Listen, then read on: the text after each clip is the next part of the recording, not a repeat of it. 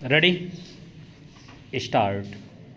America की ओर से भारत पर 50% शुल्क लगाए जाने के बाद जिस तरह से बातचीत चल रही थी, उम्मीद की जा रही थी कि दोनों देशों के बीच प्रस्तावित व्यापार समझौते को अंजाम तक पहुंचाने से द्विपक्षीय संबंधों में जमी बर्फ पिघल जाएगी, मगर इस समझौते को लेकर अमेरिका जिस तरह की उदासीनता दिखा रहा है, उससे उसकी नीति और नीयत दोनों संदेह के घेरे में है।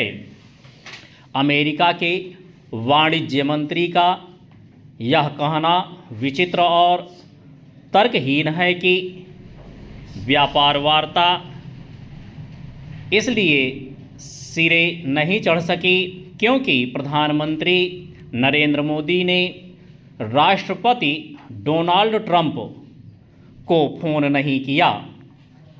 भारत ने इस पर स्थिति स्पष्ट करते हुए कहा है कि दोनों देशों के शीर्ष नेतृत्व ने पिछले वर्ष 8 अवसरों पर फ़ोन से बातचीत की और इस दौरान द्विपक्षीय संबंधों के विभिन्न पहलुओं पर चर्चा की गई।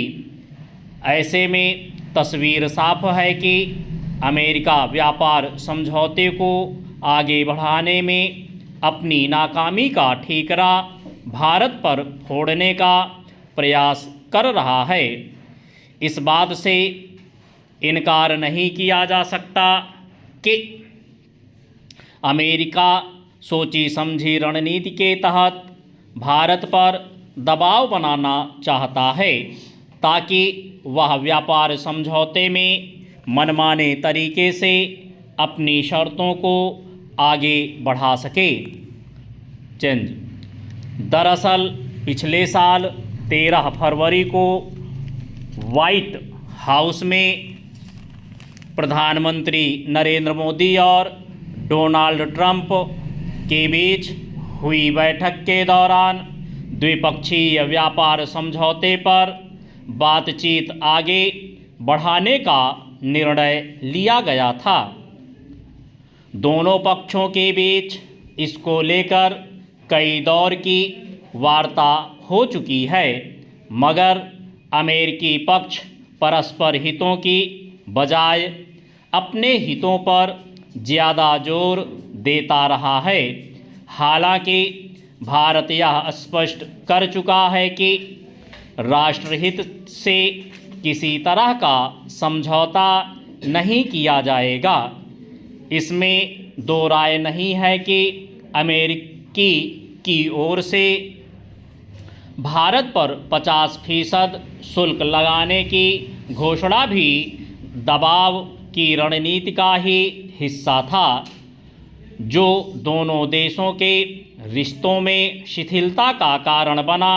अब अमेरिका के वाणिज्य मंत्री की ओर से प्रस्तावित व्यापार समझौते के लंबित होने के लिए भारत को जिम्मेदार ठहराने का प्रयास यह दर्शाता है कि अमेरिका जानबूझकर इसे ठंडे बस्ते में डालना चाहता है। अमेरिका का यह रुख इसलिए भी सामने आया है क्योंकि भारत परस्पर हितों की अपनी नीति पर पूरी तरह कायम है।